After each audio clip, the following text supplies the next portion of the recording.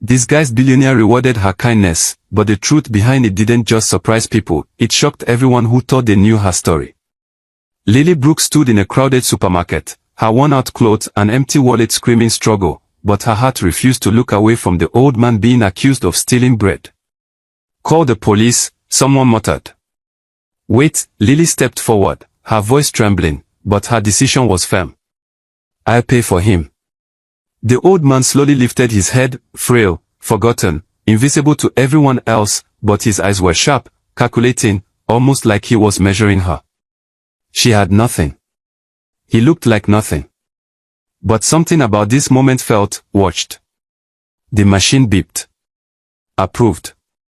Lily froze. That card had just been declined minutes ago. The old man didn't thank her. He studied her. As if her kindness wasn't a surprise, but a test.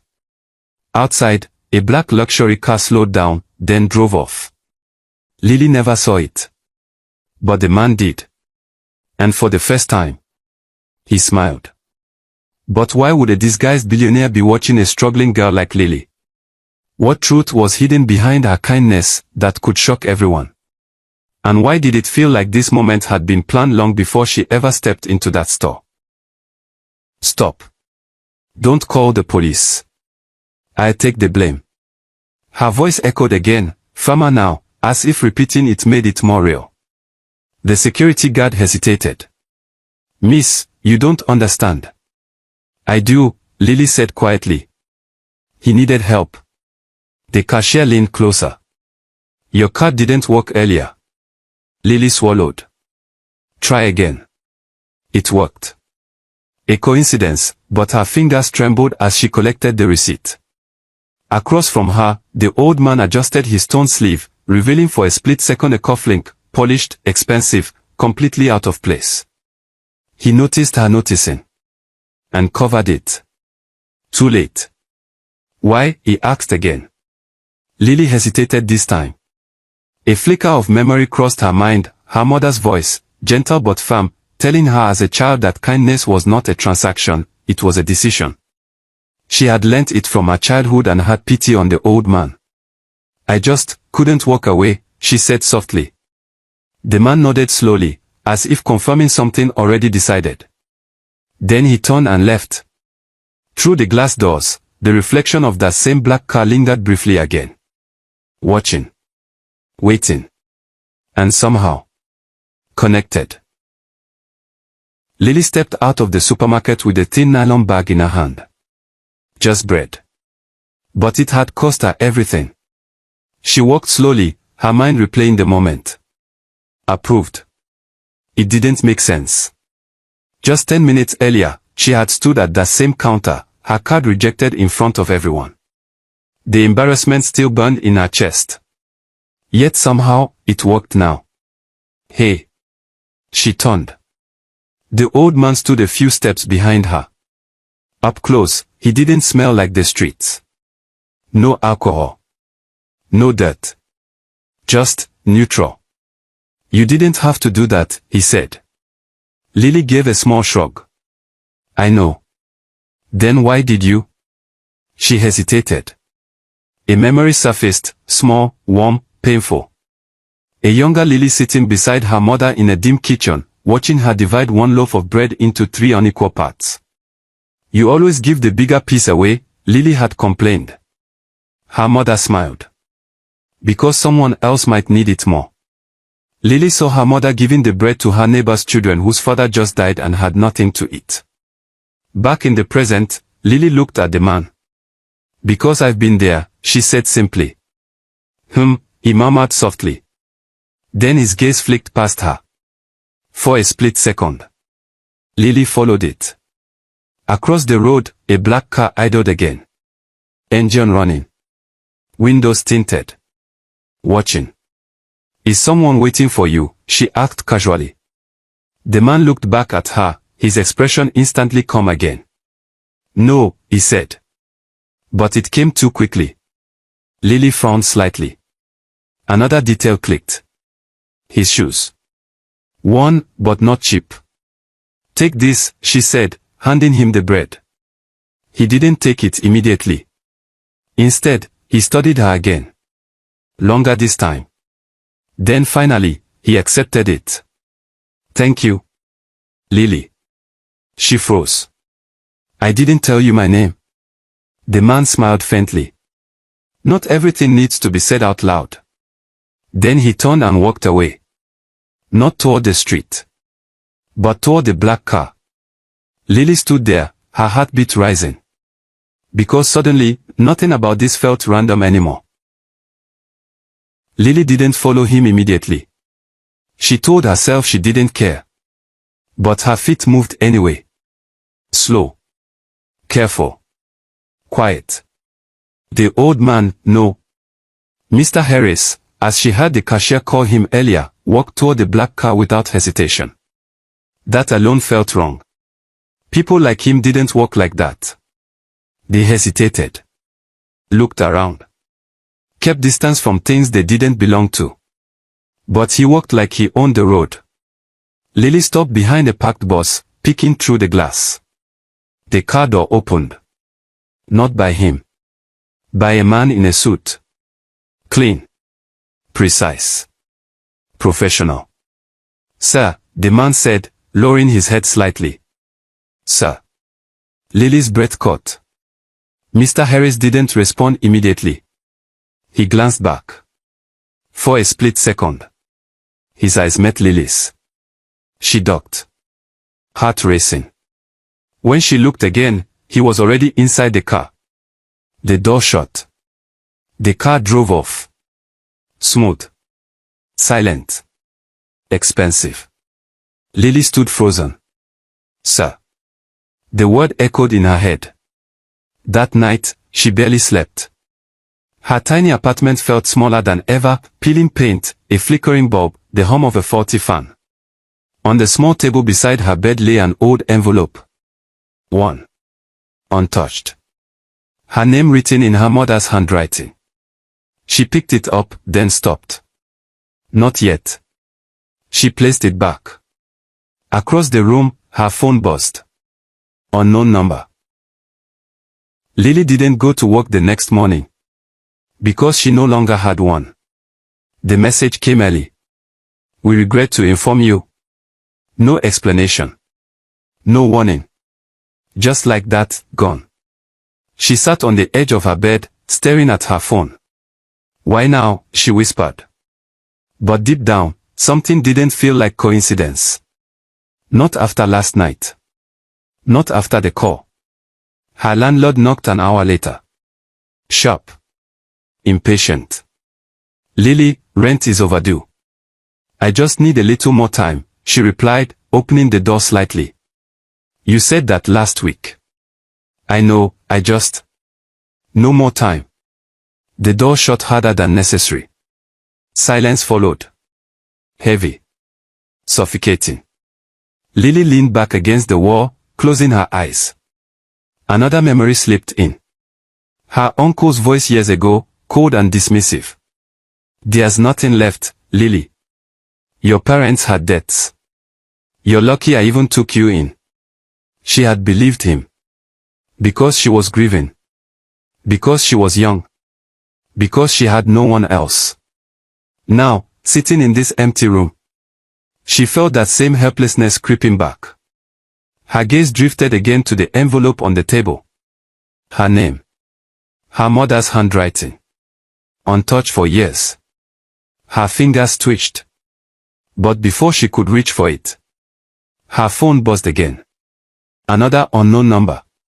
She hesitated, then answered. Yes. Come to 14 Crescent Avenue, the same calm voice said. No greeting. No explanation. Who are you? Lily demanded. You already know? Her chest tightened. If I don't come. A pause. Then you are on your own, what kind of call is this? She exhaled. The call ended. Lily stared at the phone. Then at the envelope. Then back at the door. Everything felt connected. Too connected. She stood slowly. Because whatever was happening, it wasn't random anymore. And for the first time, Lily wasn't just struggling to survive. She was being pulled into something she didn't understand. Lily stood outside 14 Crescent Avenue, her breath shallow. This wasn't just a house. It was an estate. Tall iron gates. Silent security cameras. A driveway too clean to be ordinary. She almost turned back. This doesn't involve me, she told herself. But it already did. Before she could knock, the gates opened. Automatically. A chill ran through her. Inside, everything was quiet, too quiet. A man in a suit approached her. "Miss Lily Brooks," he said politely. Not a question. A statement. Her stomach tightened. "How do you know my name?" "This way, please." No answer. He led her inside. Marble floors. High ceilings. Art that looked expensive even to someone who knew nothing about art. Wealth. Real wealth. Not imagined. Not guessed. Felt. Lily's worn shoes echoed awkwardly against the polished floor. She became painfully aware of herself. Her clothes. Her life. Her lack. They stopped at a large door. The man opened it. Inside. The old man sat calmly. But not as she knew him. No torn clothes. No weakness. A perfectly tailored suit. Straight posture. Commanding presence. Lily's breath caught. "You," she whispered. "Good afternoon, Lily," he said smoothly. Even his voice had changed. Or maybe this was always his real voice. "You lied to me," she said, stepping back. "No," he replied calmly. "I allowed you to see what you believed." Her heart pounded. "Who are you?" He stood slowly. Every movement controlled. Measured. Leonard Hale. The name hit the air. Heavy. Familiar. Powerful. Even Lily had heard it before. Billionaire. Investor. Untouchable. Her head spun. "You're him." "Yes." Silence stretched. Then. "Why me?" she asked, her voice barely steady. Leonard studied her again. That same look. The same one from the store. Only now. It made sense. "Because," he said quietly, "you passed the test you didn't even know you were taking." Lily's chest tightened. Because suddenly, every moment replayed in her mind. The bread. The card. The car. The call. None of it was random. And whatever this was, it had been planned from the beginning. This wasn't just about him anymore. It was about who she truly was. Lily stared at the file in Leonard's hands, her chest tight with something she couldn't name. "You've been watching my life like it's some kind of experiment," she said, her voice unsteady. Leonard didn't interrupt. Because he knew this part mattered. "You saw me struggle," she continued. "You saw me lose my job today, and you did nothing." A brief silence. Then. "Are you sure about that?" he asked calmly. Lily froze. Her mind flashed back. The sudden termination. No warning. No explanation. Too clean. Too convenient. Her eyes slowly lifted to him. "You're saying that was you?" Leonard didn't deny it. "I needed to remove variables." "Variables," her voice rose. "That's my life. And that is exactly why it mattered," he replied, his tone still controlled, but firmer now. The room felt colder. "You wanted to see what I'd do when I had nothing left," Lily whispered. "Yes." The answer came without hesitation. Her hands clenched. Anger rose. Sharp. Justified. "You had no right." Leonard stepped closer, his expression unreadable. "Your life has been shaped by people who had no right," he said quietly. The words hit deeper than expected. Because they were true. A memory surfaced. Her uncle signing papers. Smiling. Promising protection. Then slowly, taking everything. Lily's breathing slowed. Not calm, but focused. You think this makes you different? She asked. Leonard held her gaze. I think it reveals truth. Silence stretched again. Heavy. Then Lily spoke. Softer this time. What truth? Leonard studied her carefully. As if this answer was the most important one. That even when the world stripped everything from you. He paused. You didn't become like it. Lily looked away. Because something about that hurt more than the anger. And healed something at the same time. But before she could respond, Leonard added quietly. And that is why this isn't over yet. Lily turned back sharply. What do you mean? Leonard didn't answer immediately. Instead, he walked back to the table and pulled out another file. Thicker. Older. He placed it in front of her. This, he said, is where your story really begins. Lily's heart skipped. Because somehow, she knew this wasn't about him anymore. It was about her past. Lily hesitated before touching the file. Her name was written across the front. Not printed. Typed. Official. This is everything your uncle hoped you would never see, Leonard said quietly. Her fingers trembled as she opened it. Inside. Documents. Bank statements. Property records. Signatures. Her breath caught. Wait, this isn't possible. But it was. Every page told the same story. Her parents hadn't left her with nothing. They had left her with everything. Savings. Investments. Property. All transferred. To her uncle. No, Lily shook her head slowly. He told me there were debts. Leonard's expression hardened slightly. There were none. The words hit like a blow. A memory surfaced. Her uncle sitting across from her after the funeral. His voice calm. Convincing. You're lucky I'm taking care of you. There's nothing left, Lily. Nothing. She had believed him. Because she was grieving. Because she trusted him. Because she had no one else. Her chest tightened painfully. He stole it, she whispered. Yes. Silence filled the room. Heavy. Suffocating. But that's not all, Leonard added. Lily looked up slowly. He slid one final document toward her. A will. Her mother's name. Her hands trembled as she read. Everything had always been hers. Her vision blurred. Why didn't I know about this? She asked, her voice breaking. Leonard studied her carefully. I found out years later, he said.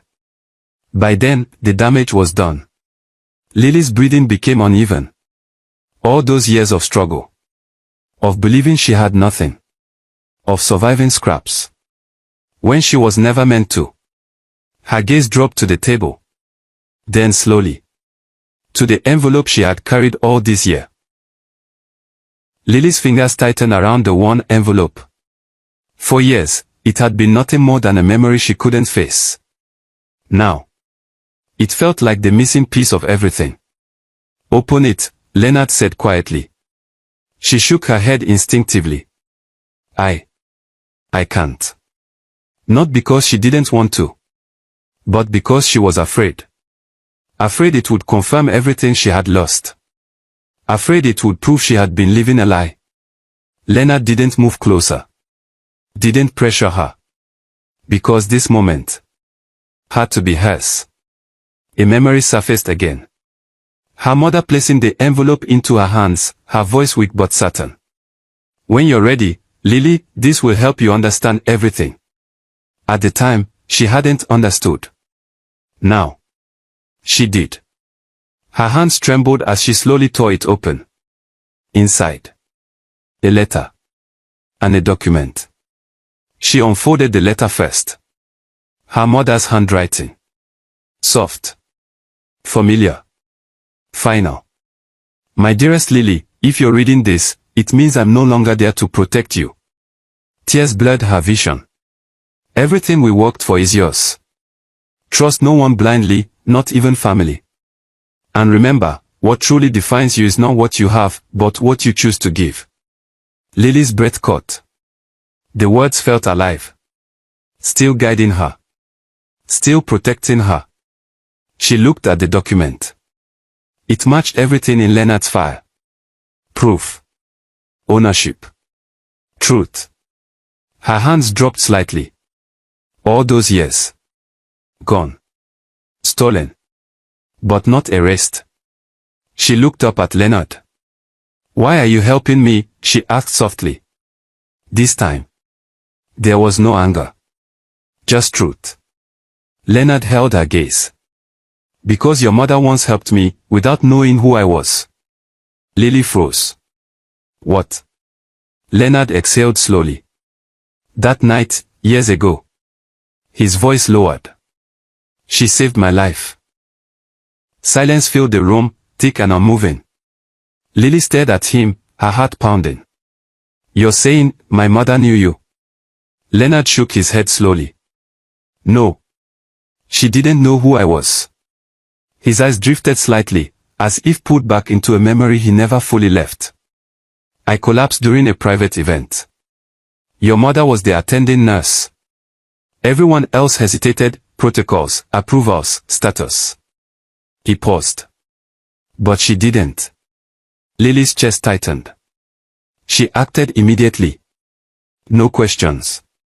No fear. A quiet breath escaped him. She saved my life. The words settled heavily between them. Lily's mind raced. Her mother, that night, the exhaustion, the silence that followed. Then why didn't you help us? She asked, her voice trembling. Leonard didn't look away. I tried. A brief pause. My accounts were frozen at the time. Internal betrayal. Legal restrictions. By the time I regained control. He exhaled. You were already gone. The truth landed, not as anger, but as something more complicated. Timing. Failure. Missed chances. Lily looked down at the letter in her hand. Her mother's words echoed again. Trust no one blindly. And yet, she had still chosen kindness. Slowly, Lily lifted her gaze. So all this, the test, me losing everything again. Leonard's voice softened. I needed to know if kindness like hers still existed. A long silence followed. Then Lily spoke. You didn't find it. Leonard's brow tightened slightly. Lily took a step forward. You didn't find it, she repeated, steadier now. Because it was never lost. She placed the envelope gently on the table. I lived it. Leonard said nothing. Because for the first time, he wasn't evaluating her. He was understanding her. And that truth was far more powerful than any test. Silence settled between them, heavy but no longer hostile. Lily stood still, the letter trembling slightly in her hand, her mother's words echoing like a quiet anchor in her chest. Leonard watched her, not as a subject anymore, but as someone he was finally beginning to understand. You said you were looking for something money can't buy, Lily said slowly. I was, he replied. She nodded faintly, absorbing everything, the test, the betrayal, the years she lost, the truth she had just uncovered. Then she looked directly at him. You didn't find it, she said. Leonard's brows drew slightly. Lily stepped closer, her voice steadier now. You didn't find it because it was never missing. She placed the envelope gently on the table. I've been leaving it even when I had nothing. Those words lingered. Not defensive. Not proud. Just true. Leonard exhaled quietly, something in his posture easing for the first time. For years, he had tested people, measured them, watched them fail.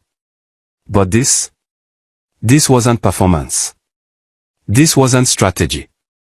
This was character. Raw. Unfiltered. Unshaken. You're right, he admitted. The room fell into a softer silence. Not empty. Resolved.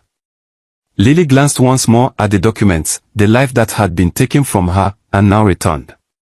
It didn't feel like victory. It felt like closure. What happens now? She asked. Leonard studied her carefully. Then, instead of answering immediately, he walked to the window.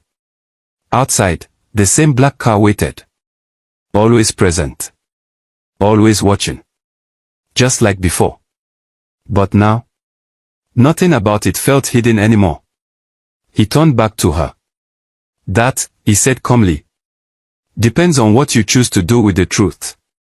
Lily followed his gaze to the window, then back to him. Her grip on the letter tightened slightly. Because this time, she wasn't being tested. She was being trusted. And for the first time in years, her future wasn't something she feared. It was something she could finally decide.